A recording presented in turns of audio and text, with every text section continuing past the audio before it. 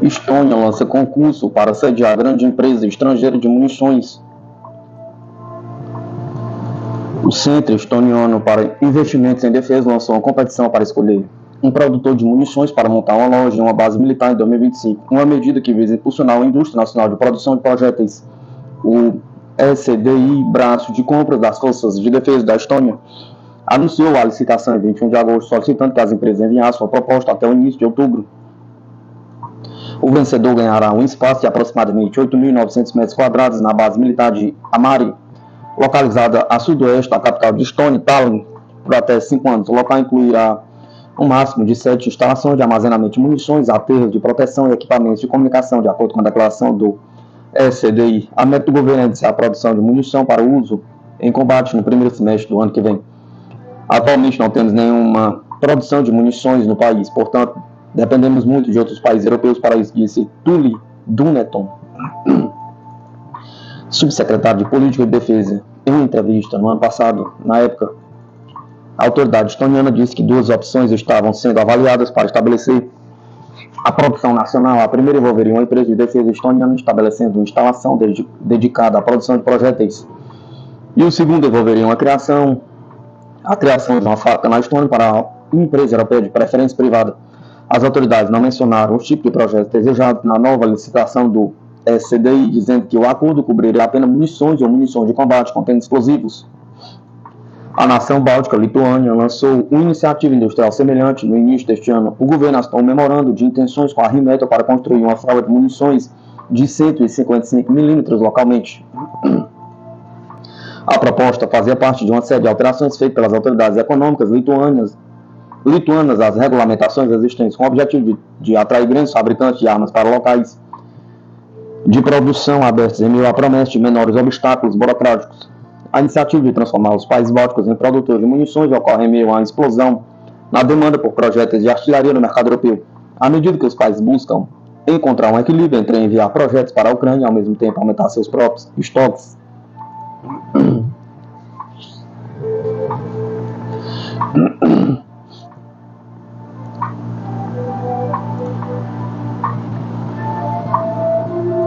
Croácia planeja encomendar HIMARS este ano. O Ministério da Defesa da Croácia anunciou planos para adquirir sistemas de foguetes de artilharia de alta mobilidade ou HIMARS para as Forças Armadas do país. A modernização, assim como a introdução de novas armas e equipamentos em uso operacional, aprimoram diretamente as capacidades existentes e desenvolvem novas capacidades das Forças Armadas croatas, disse o porta-voz de defesa. As prioridades para a modernização são definidas durante o processo de planejamento da defesa.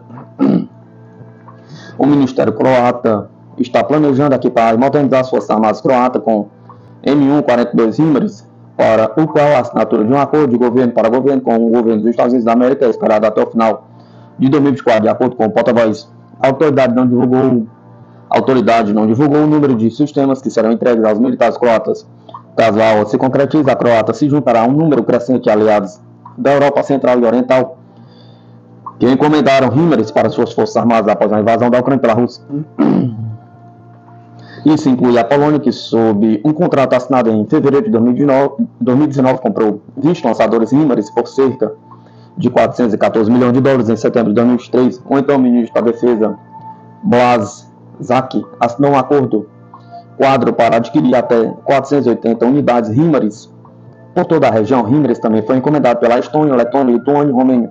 Os militares ucranianos usaram um sistema de artilharia para combater o ataque da Rússia.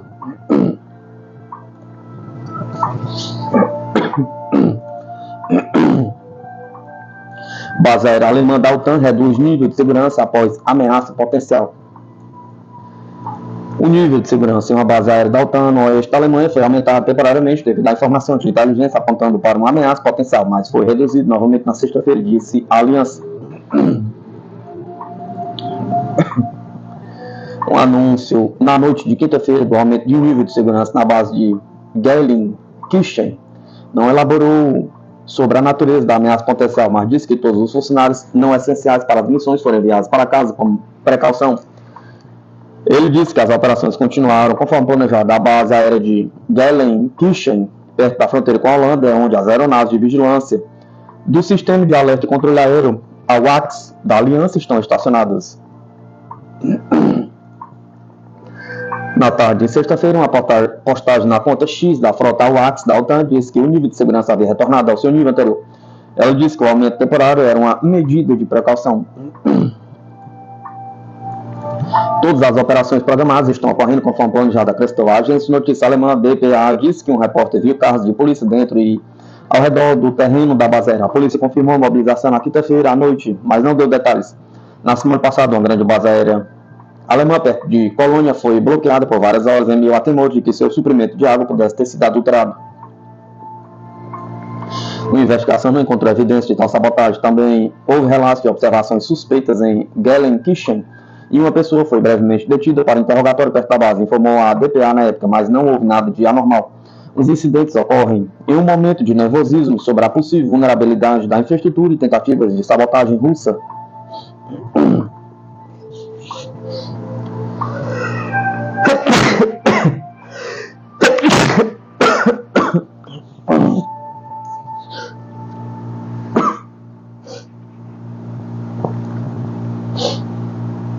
Na quinta-feira, promotores em Flensburg, no extremo norte da Alemanha,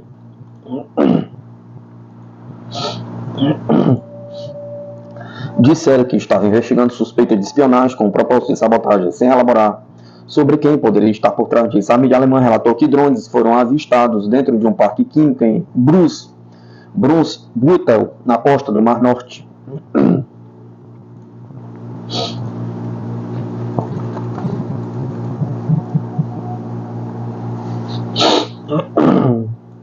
Taiwan aumenta gastos com defesa diante da provocação militar chinesa.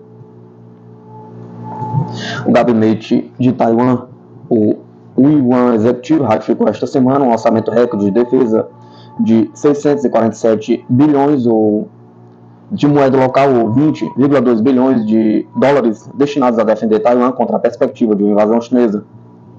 A decisão de gastos ocorre enquanto as forças chinesas continuam a cutucar a ilha, que Pequim vê como uma província desonesta. Em 22 de agosto, as instruções do Exército de Libertação Popular na Zona de Identificação de Defesa Aérea de Taiwan, 1.739 incidentes em 2024, já havia atingido um recorde anual.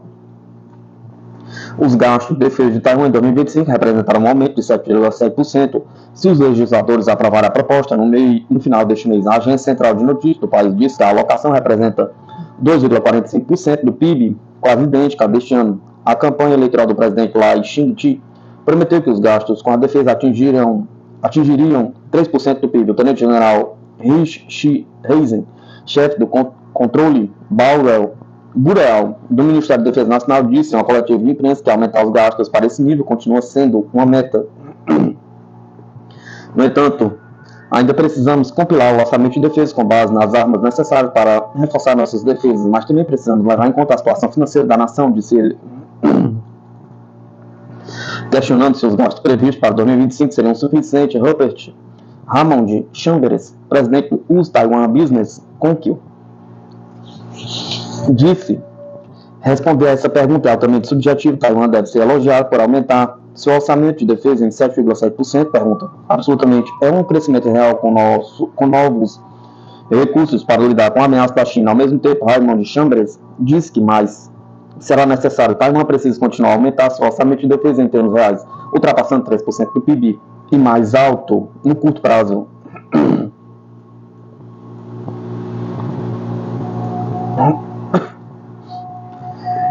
De acordo com Racing, o próximo orçamento de defesa compromete 181,5 bilhões para despesas de pessoal e 148,7 bilhões para manutenção de equipamentos. As aquisições devem aumentar em 16% para 145,8 bilhões em 2025, com pagamentos devidos para equipamentos americanos. Cerca de 90,4 bilhões estão reservados como parte de um orçamento especial de 5 anos no valor de 240 bilhões, anunciado em 2021 para comprar itens como caças e mísseis F-16. Estamos determinados a impulsionar a autodefesa e a aprofundar a cooperação com parceiros democráticos, uma tentativa de garantir a paz e a prosperidade de Israel. De acordo com Raymond Chambers, Taiwan está fazendo bom progresso em áreas-chave na produção nacional de armas, como mísseis, drones e construção naval. No geral, a combinação de plataformas e sistemas entre adquiridos no exterior e desenvolvidos internamente é saudável e recebe forte apoio dos governos Lula e Biden, disse ele, referente ao presidente dos Estados Unidos, Joe Biden. O tempo que leva para entregar armas de fabricação americanas continua sendo um desafio, ele observou. Dito isso, as armas atualmente na fila para entrega devem ser entregues a Taiwan nos próximos 18 a 24 meses, e veremos uma queda substancial na quantidade e no valor do equipamento atualmente não entregue. Isso deve abrir o orçamento de defesa de Taiwan para uma nova fase de aquisição.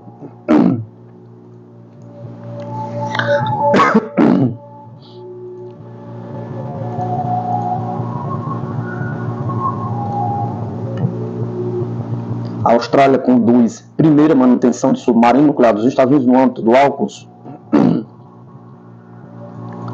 O submarino nuclear americano Havaí, acompanhado por um navio de manutenção, chega nesta sexta-feira, 23 de 8 de 2024, a uma base naval perto de Perth, Austrália, de acordo com o comunicado do Pacto Militar.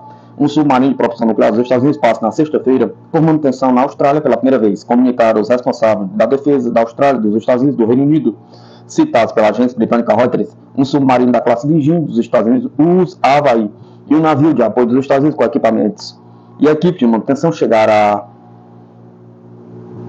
a HMAS Sterling, uma base naval perto de Perth, Austrália, para a manutenção geralmente realizada nos portos de submarinos americanos. A base australiana abrigará a presença rotativa de um submarino britânico da classe Astute e até 4 submarinos americanos da classe Virginia a partir de 2027. Nossos marinhos estão comprometidos a reforçar na Austrália os mesmos princípios orientadores que permitiram que os Estados Unidos e a Inglaterra operassem com segurança navios movidos a energia nuclear por quase 70 anos, proclamaram os ministros em uma declaração conjunta, acrescentando que eles se comprometeram a estabelecer o mais alto padrão de não proliferação nuclear para a aquisição de uma capacidade submarina de propulsão nuclear com armamento convencional pela Austrália. A declaração foi dada por Leon Walsh, secretário de Defesa dos Estados Unidos, Richard Marles, ministro de Defesa da Austrália, e John Hurley, secretário de Defesa do Reino Unido. Os 3 países formaram o Pacto AUKUS, que tem sido visto com a China na mira. Isso aumentará a experiência da Austrália na operação de uma frota de submarinos de propulsão nuclear com armas convencionais a partir da década de 2030, segundo a Reuters.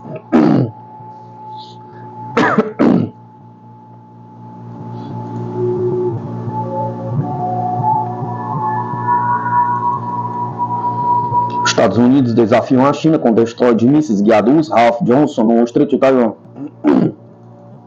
Em mais um capítulo da disputa entre os Estados Unidos e a China, um destroyer norte-americano navegou pelo Estreito de Taiwan na quinta-feira, intensificando as tensões na região. Segundo informações do site Start Industries, a passagem do destroyer de mísseis guiados da Marinha dos Estados Unidos Ralph Johnson pelo estreito que separa a China continental da ilha de Taiwan marca a 4ª travessia de um navio de guerra dos Estados Unidos pela região neste ano. Esta ação, segundo a Marinha norte-americana, busca demonstrar o compromisso dos Estados Unidos com a liberdade de navegação e com o Indo-Pacífico livre e aberto. A China, porém, considera a passagem do navio como uma provocação à soberania chinesa. Esta foi a primeira travessia da Marinha dos Estados Unidos pelo estreito em vários meses e a 4ª realizada neste ano. O Ralph Johnson seguiu de sudoeste para nordeste, passando pelo Mar da China Meridional e saindo pelo Mar da China Oriental. De acordo com o tenente-coronel Sarah Mirhill, porta-voz da 7ª Frota dos Estados Unidos, a travessia tem o objetivo de demonstrar o compromisso dos Estados Unidos com a liberdade de navegação e o uso legal do mar para todas as nações. A China, por sua vez, vê as ações como uma provocação direta e uma violação de sua soberania. A China considera Taiwan uma província separatista, não reconhece a soberania da ilha, tratando-a como território chinês. Por isso, Pequim vê essas travessias de navios de guerra dos Estados Unidos como uma provocação. O porta-voz do Ministério das Relações Exteriores da China, Lin Jian, reforçou a posição de que Taiwan deve ser reunificado como um continente, se necessário, e que a travessia do Usa-Ralph de Onça é vista como uma afronta à sua política. A disputa pelo Estreito de Taiwan é um dos pontos mais sensíveis das relações internacionais. A cada nova travessia de um navio de guerra norte-americano, a tensão entre as duas maiores potências econômicas do mundo aumenta, elevando o risco de um conflito militar acidental ou intencional. O comando do Teatro Oriental da China afirmou que monitorou a travessia do Usa-Ralph Johnson com forças navais e aéreas, mantendo vigilância constante para proteger a soberania e a segurança nacionais. A China frequentemente reage a essas ações dos Estados Unidos com mobilização de suas forças para acompanhar e observar as embarcações. Além desta travessia, a Marinha dos Estados Unidos já enviou outros navios aeronaves pela mesma rota ao longo do ano. Em 31 de julho, a fragata canadense HMCS Montreal também atravessou o estreito, promovendo a paz e a segurança da região do Pacífico. Essa atividade reflete o esforço contínuo dos Estados Unidos e de seus aliados para manter a liberdade de navegação na região, enquanto a China continua a considerar tais movimentos como uma ameaça à sua posição sobre Taiwan. Além do orgulho nacional e da soberania, está em jogo interesses econômicos e geopolíticos de grande magnitude. Taiwan é um importante centro de produção de semicondutores, componentes essenciais para a indústria tecnológica global. Um conflito na região poderia ter um impacto devastador nas cadeias de suprimentos na economia mundial.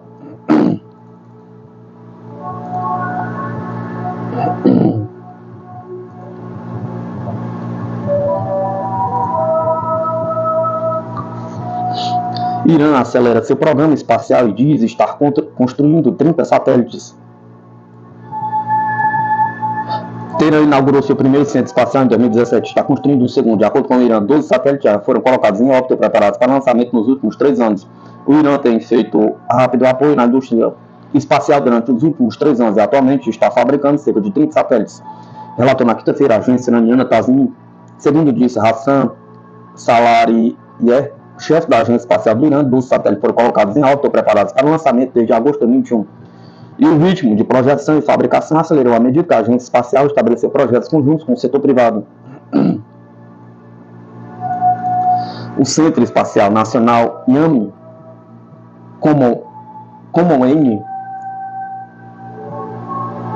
Khomeini, o primeiro local de lançamento fixo de engenhos espaciais do Irã, foi inaugurado em 2017. A instalação abrange todos os estágios das missões espaciais, desde a preparação do satélite até o lançamento, controle e orientação. Em abril de 2020, o Irã anunciou o lançamento bem-sucedido de seu primeiro satélite militar local e em março de 2022 lançou seu segundo satélite militar. O Irã também está construindo o maior centro espacial do Oriente Médio, na cidade portuária de Chabahar, no sudoeste do país.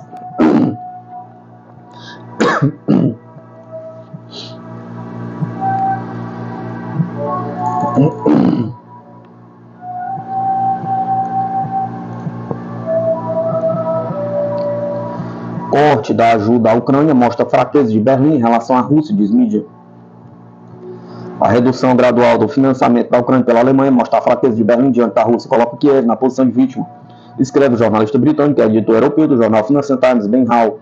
A Alemanha, que era um dos maiores patrocinadores da Ucrânia no que se trata da ajuda militar há mais de 2 anos, recentemente decidiu limitar sua assistência, uma vez que, de acordo com o planejamento orçamentário do governo federal, não há dinheiro disponível para tal finalidade, segundo a mídia alemã. A redução do apoio militar à Ucrânia demonstrou a fraqueza de Berlim e não a sua força. Kiev é a grande perdedora do acordo orçamentário para 2025, escreve Hall esse artigo. Ele afirmou que a Alemanha se tornou vítima do freio constitucional ridiculamente regido da dívida do país, que limita os déficits do governo. O autor do artigo destaca que a promessa do chanceler alemão Oliver Scholz de fornecer ajuda militar através do empréstimo planejado de 50 bilhões de euros, acordado pelos líderes do grupo dos 7, G7, neste caso, não faz sentido, pois se mostra tecnicamente difícil de implementar e pode enfrentar objeções por parte de alguns governos europeus. Hall considera que a decisão de Scholz, um convite para outros líderes do G7, também reduzem seus apoios. Ajuda a Kiev é uma questão delicada também porque, segundo o artigo, o pacote de 61 bilhões que o Congresso dos Estados Unidos aprovou em abril pode ser o último. A Rússia, por sua vez, disse repetidamente que o fornecimento de armas à Ucrânia impede o alcance de um acordo de paz e envolve diretamente os países da OTAN no conflito. O ministro das Relações Exteriores da Rússia, Sergei Lavrov, afirmou que os Estados Unidos e a OTAN estão diretamente envolvidos no conflito, inclusive não apenas fornecendo armas, mas também treinando pessoal militar ucraniano no território da Inglaterra, Alemanha, Itália e outros países.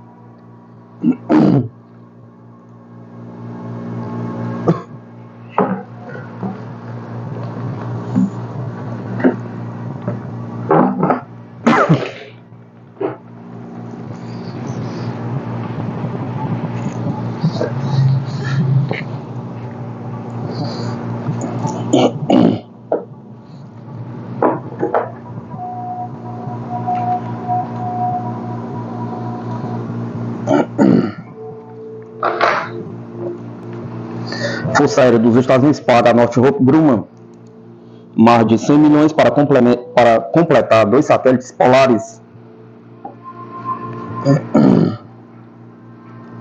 O ramo militar norte-americano aceitou o pagamento que permitirá aos satélites operar como a próxima geração de sistemas de alerta de mísseis, segundo a montadora. A Força Aérea dos Estados Unidos prorrogou o contrato da montadora norte-americana Northrop Grumman para a construção de 2 novos satélites de reconhecimento polar de órbita terrestre, alta em quase 100 milhões. Anunciou na quarta-feira o Departamento de Defesa comunicado à imprensa. A Northrop Grumman Systems Corporation, divisão de sistemas espaciais em Redondo Beach, Califórnia, recebeu uma modificação no contrato do valor de 97 milhões de dólares para os veículos espaciais polares de infravermelho persistente de próxima geração 1 e 2, afirmou o comunicado. A extensão do contrato ampliará o escopo e permitirá concluir o projeto, a construção, a integração e o teste dos 2 satélites, explicou o Departamento de Defesa dos Estados Unidos. A modificação eleva o valor nominal total acumulado do contrato para 12,83 bilhões, acrescentou o comunicado. De acordo com a Northrop Grumman, os satélites operam em órbitas altamente elípticas e representam a próxima geração de sistemas de alerta de mísseis. A região polar norte é a rota mais curta para a qual os satélites podem ser usados, diz. O trabalho nos satélites será realizado nos próximos 2 anos em Redondo Beach e Azusa, Califórnia, deverá ser concluído até 25 de julho de 2026, informou o Pentágono.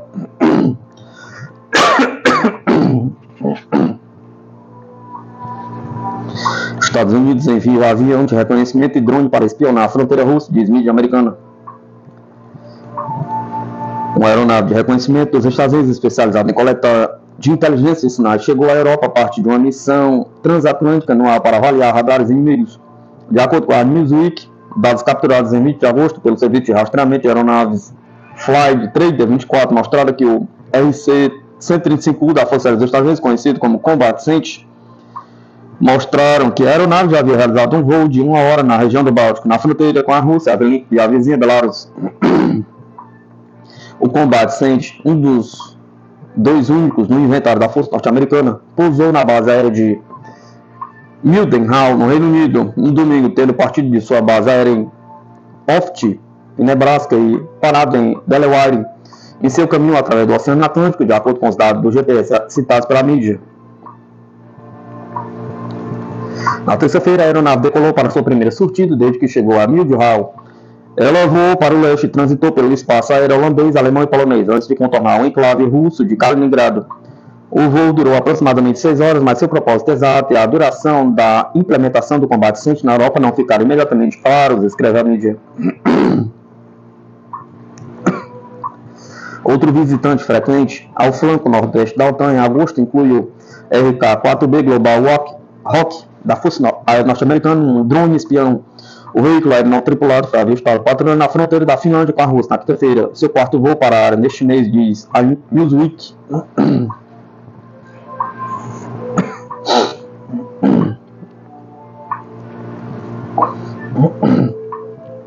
A Rússia apresenta um impressionante sistema de artilharia autônomo, Quadriga, na Army 2024, o primeiro morteiro robótico autopropelido de 120 mm. Na Army 2024, uma das principais exposições de defesa da Rússia foi revelado o sistema de artilharia autônoma Quadriga, marcando um marco no desenvolvimento de veículos terrestres não tripulados. Equipado com um morteiro 2B11 de 120 mm, o sistema representou a evolução significativa nas capacidades militares, prometendo redefinir o combate no campo de batalha moderno. Além disso, o Quadriga O UGV destaca-se pela sua capacidade de fogo rápido e eficiente, disparando até 10 tiros por minuto. Essa cadência de tiro torna o sistema uma ferramenta poderosa para bombardeiros sustentados em cenário de combate intenso. Com a capacidade total de 16 projéteis de morteiro, o sistema pode engajar múltiplos alvos antes de necessidade de reabastecimento, o que aumenta sua eficácia em missões prolongadas. Um dos grandes trunfos do quadrívio UGV é a sua mobilidade e rapidez de implantação. O sistema pode ser operado tanto de forma autônoma quanto remotamente, dependendo das necessidades de missão, o que reduz significativamente o risco para os operadores humanos. Construído sobre um chassi robusto, 4x4, o veículo é capaz de enfrentar terrenos difíceis com estabilidade essencial para operações em condições adversas. Em termos Rússia, avança o programa Quadriga de robótica militar, oferecendo suporte de fogo essencial de autonomia. O Quadriga pode percorrer até 800 km com um único tanque de combustível, permitindo que opere por longos períodos sem necessidade de abastecimento. Com uma velocidade máxima de 30 km, o sistema pode reposicionar-se rapidamente no campo de batalha. Seu baixo nível de ruído minimiza a possibilidade de detecção, aumentando sua eficácia em operações de surpresa. Outro aspecto notável é a capacidade do Quadriga de passar de uma posição de marcha para um estado pronto para combate em apenas 2 minutos. Essa agilidade é crucial em situações de combate dinâmicas, onde a velocidade de resposta pode determinar o sucesso de uma missão. A introdução do sistema de morteiro autopropelido Quadriga marca um avanço estratégico no programa de robótica militar da Rússia. A integração de tecnologia militar não tripulada com a artilharia tradicional estabelece um novo padrão operacional para as forças terrestres, especialmente no contexto do conflito como o da Ucrânia, onde a flexibilidade e a adaptabilidade são essenciais. Analistas militares observam que o Quadriga pode funcionar como um multiplicador de força, oferecendo suporte de fogo essencial em áreas onde as unidades de morteiras convencionais. Sua capacidade de operar de forma independente por longos períodos e sua rápida capacidade de implantação tornaram um ativo valioso tanto em operações defensivas quanto ofensivas. À medida que as principais potências militares globais continuam a explorar e integrar a robótica em suas forças armadas, a Rússia reafirma sua liderança no desenvolvimento de tecnologias militares não tripuladas. A Quadriga não é apenas uma inovação tecnológica, mas também um indicativo do futuro da guerra, onde a combinação de poder de fogo, mobilidade e segurança do pessoal se torna cada vez mais importante em cenários operacionais complexos. Com a introdução deste sistema avançado, a Rússia está abrindo um novo capítulo na guerra autônoma, potencialmente moldando as táticas e estratégias militares do futuro. O sistema de morteiro Quadriga, com sua letalidade, versatilidade e discrição, está pronto para desempenhar um papel central na redefinição do campo de batalha moderno.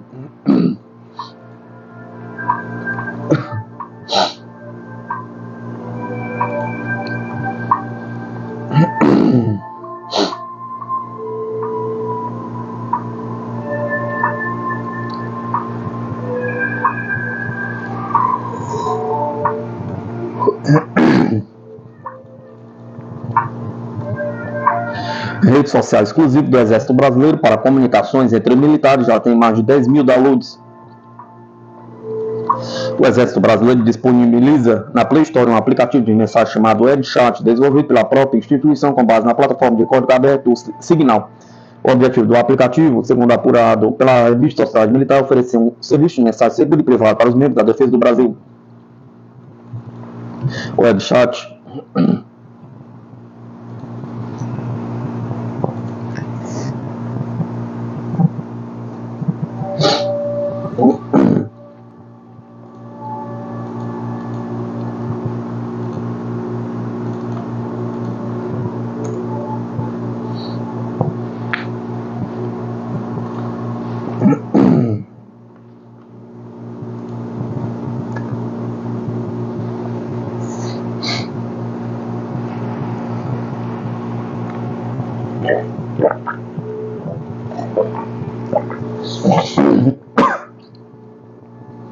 O WebChat não apenas promove a segurança nas comunicações militares, mas também oferece confiabilidade, proporcionando uma sensação de proteção que outros aplicativos de mensagem hospedados em servidores privados não conseguem oferecer. Com o WebChat, o Exército Brasileiro busca garantir que as informações trocadas estejam protegidas contra interceptações. A implementação do WebChat reflete o compromisso contínuo do Exército Brasileiro com a segurança e a modernização dos sistemas de comunicação militar essenciais para a integridade das informações no ambiente digital atual.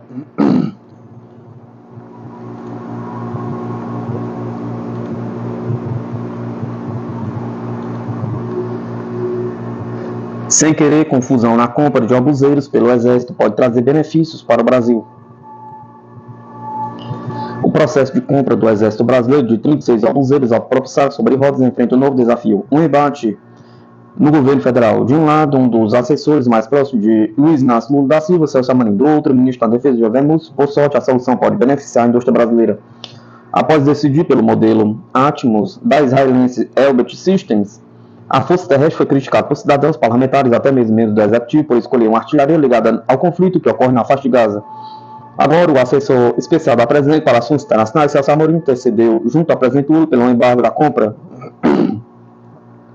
A decisão da Corte Internacional recomenda não colaborar com Israel nesse aspecto militar, justifica Amorim à CNN. Para tentar destravar essa compra, o ministro da Defesa, José Múcio, interviu junto à Elbit Systems para que o obuseiro seja produzido em solo brasileiro no Rio Grande do Sul. Especialistas destacaram a oportunidade de aprofundar os investimentos na base industrial de defesa brasileira. A Elbit Systems concorreu em um edital aberto do Exército Brasileiro e venceu frente a outros modelos como o SH-15 da chinesa Norinco, o Caesa da francesa Nexter, o eslovaco Suzana 2 da Constructa, representando um certame pela empresa de defesa tcheca Skalbu. Para melhor pontuar no edital, as companhias deviam preencher requisitos que vão desde o tipo de munição usada, tempo do primeiro disparo e perspectiva de nacionalização de algum componente de transferência de tecnologia. Conforme adiantado, a proposta da Excalibur era a que mais previa transferência tecnológica para o Brasil. O modelo, contudo, não atendia a uma característica importante, mas opcional: a capacidade de ser transportado no cargueiro KC-390 da Embraer, que pode ter pesado contra a sua escolha. Historicamente, as Forças Armadas brasileiras sempre buscaram cooperações que envolvessem transferência tecnológica, e Sam Nennem, doutor em estudos estratégicos internacionais pela Universidade Federal do Rio Grande do Sul e pesquisador do Núcleo de Pesquisa sobre as Relações Internacionais do Mundo Árabe. É o caso de grandes projetos recentes, como o caso Gripen da Força Aérea Brasileira com a sueca SAB, os submarinos Riachuelos com a Naval Group da França e as fragatas Tamandaré com a alemã ThyssenKrupp. O desenvolvimento e a produção desse tipo de produto, que tem embutido alta tecnologia, acaba estimulando um sistema nacional de inovação, gerando empregos altamente qualificados, disse Nennem. No entanto, essa transferência de tecnologia nem sempre ocorre. Tiago Rodrigues, professor de Relações Internacionais do Instituto de Estudos Estratégicos da Universidade Federal Fluminense, explica que o Brasil possui uma tradição na construção de veículos militares desde a década de 1970. No entanto, com a chegada de Fernando Henrique Cardoso à presidência, ocorreu o desmonte da BID e dos demais setores industriais. Esse incentivo à indústria de defesa faz parte da política geral para as Forças Armadas e para a projeção de poder do Brasil na América do Sul, nos primeiros governos Lula. Hoje, o governo Lula tenta aprimorar a indústria de defesa brasileira, assim como fez em seus primeiros mandatos. Dessa forma, a vinda de produção da Atmos para o Brasil pode girar a chave para finalizar de vez esse acordo. Hoje, o Parque Industrial de Defesa Nacional representa 4,80% do produto interno bruto, o que gera cerca de 3 milhões de postos de trabalho direto e indiretamente. Entretanto, isso está longe de ser o ápice da indústria bélica brasileira. Nos anos de 1970 e 1980, o Brasil chegou a ocupar o 8º lugar mundial em exportação de produtos de defesa, diz Nennem. Naquele período, o Brasil se destacou bastante, exportando blindados, foguetes e munição, armamento leve, posteriormente aviões. E o benefício não é só econômico. O Brasil instrumentalizou a indústria bélica nacional para negociar um acesso ao petróleo árabe em meio aos choques de 1973 e 1979. Ainda temos instalado um importante setor industrial que não teria dificuldades para absorver projetos da indústria bélica de alta escala, declara Nennem.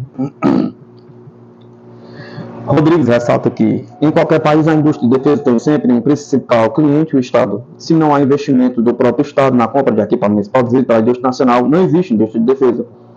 Antes da indústria de defesa de qualquer país ter projeção internacional e se transformar em uma multinacional importante, ela se solidifica com as compras governamentais do próprio país.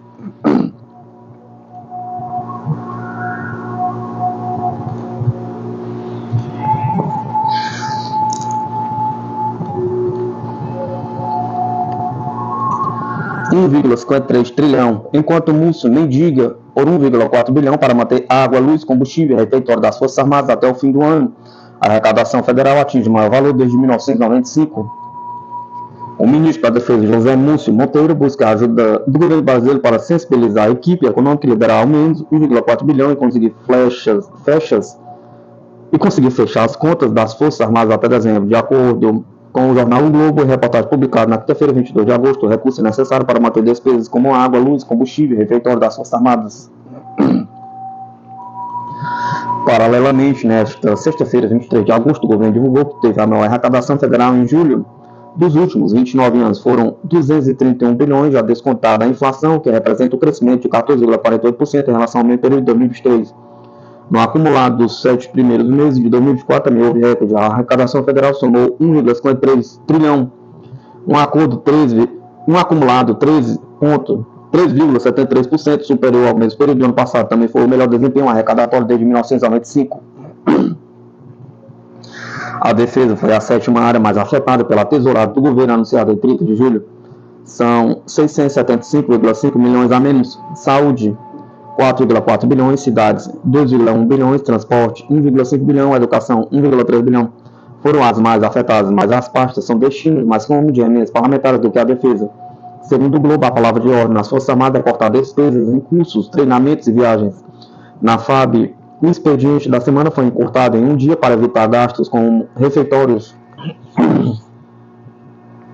Na Marinha, a previsão de demissão de 1.000 trabalhadores do Programa de Desenvolvimento de Submarinos no Exército, a prioridade máxima é pelo menos manter as atividades de vigilância nas fronteiras. Como se não bastasse, recentemente a cúpula do Exército teria sido avisado de que o governo Lula vai precisar cortar as despesas discricionárias da Força Terrestre em 10% no projeto de lei de diretrizes orçamentárias para 2025, que será entregue ao Congresso até 31 de agosto.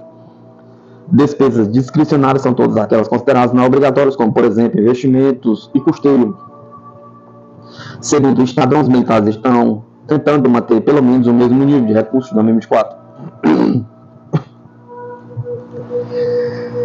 É fato que o governo Lula tem buscado se aproximar dos militares. O presidente esteve presente em todas as cerimônias importantes das Forças Armadas, como o Dia do Exército, Dia do Soldado e lançamento da fragata Tamandaré e submarino Toneleiro. Entretanto, segundo integrantes do governo ouvidos por o jornal Globo, o clima amistoso ainda não teria se convertido em mais recursos. No Congresso também não está havendo muito espaço para sensibilizar os parlamentares da situação de penumbra da defesa, que já sofre com cortes de há pelo menos 10 anos. O orçamento livre da pasta caiu quase pela metade, saiu de 20,6 bilhões em 2014 para 10,9 bilhões agora em 2024. Diante da dificuldade, Múcio tem procurado ajuda pessoal do presidente Lula e do ministro da Casa Civil, Rui Costa.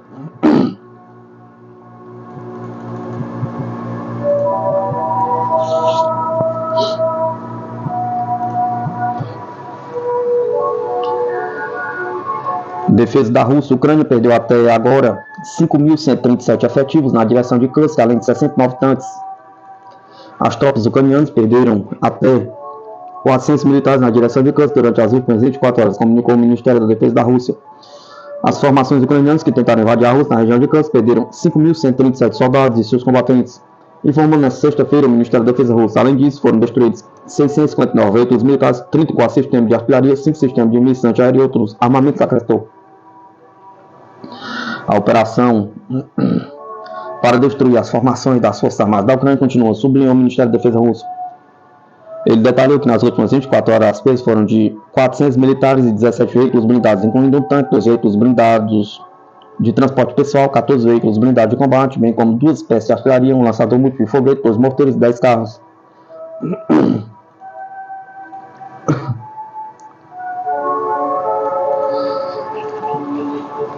Assim, um agrupamento de tropas russas Sérvia Norte, apoiado pela aviação do Exército e fogo de artilharia, revelou ataques do inimigo na direção de Bork, Malaya, Komarovka, Korenevo, Martinovka e Ruskaya Konepelka, relatou o Ministério, mencionando que isso resultou em 70 baixos ucranianos, além da destruição de 2 veículos blindados de combate.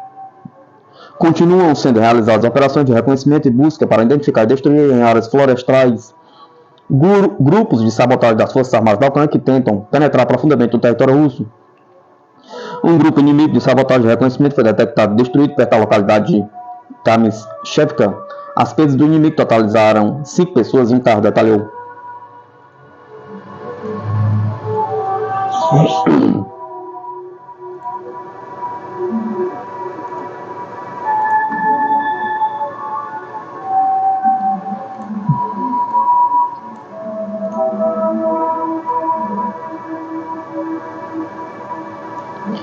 É vergonhoso como a Alemanha aceitou em silêncio os Estados Unidos privarem sua prosperidade, diz Lavrov.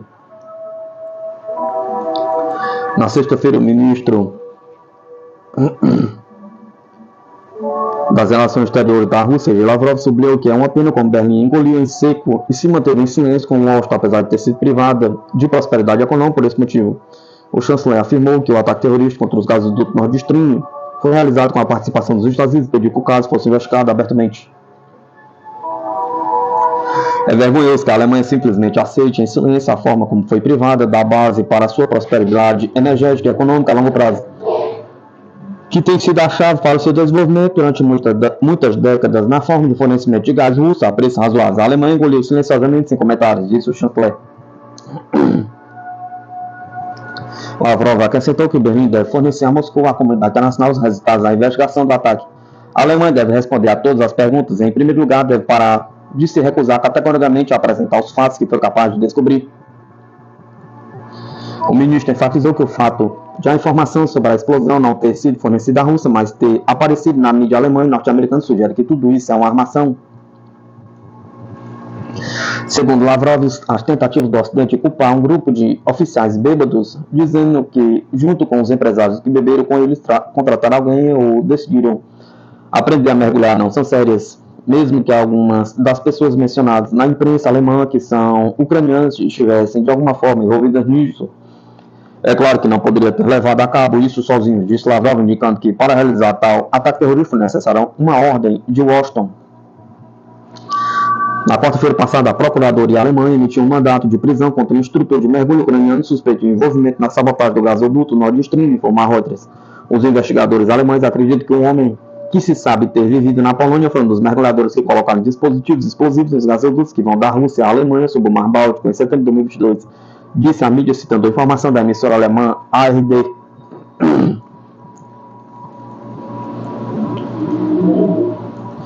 Pela primeira vez, Borrell admite publicamente que a União Europeia faz parte do conflito na Ucrânia. O chefe da diplomacia da União Europeia, Josep Borrell, admitiu pela primeira vez publicamente que a União Europeia é parte do conflito na Ucrânia, embora não seja parte da ação militar. O anúncio foi feito na conferência internacional Qual Vibes Europa, na Espanha. O vídeo foi transmitido na rede social X. O que acontece na Ucrânia determinará o futuro geopolítico da Europa. Devemos pensar sobre a Ucrânia como nos tornamos participantes no jogo. Somos parte deste jogo, não somos parte da guerra, mas fazemos parte do conflito e, como este conflito é resolvido, afetará a paz e nossa segurança, disse. Na quarta-feira, tendo como pano de fundo o ataque das forças armadas da Ucrânia na região de Kursk, Borrell disse que o levantamento da proibição dos ataques de Kiev com as armas ocidentais em território russo poderia supostamente contribuir para os esforços pacificadores. Ele também prometeu discutir na próxima semana com os ministros das Relações Exteriores da Defesa da União Europeia o aumento do apoio à Ucrânia. Por sua vez, a representante oficial do Ministério das Relações Exteriores da Rússia, Maria Zakharova, diz que o ataque ucraniano na região de Kursk está ocorrendo com um apoio total do Ocidente que autorizou essas ações.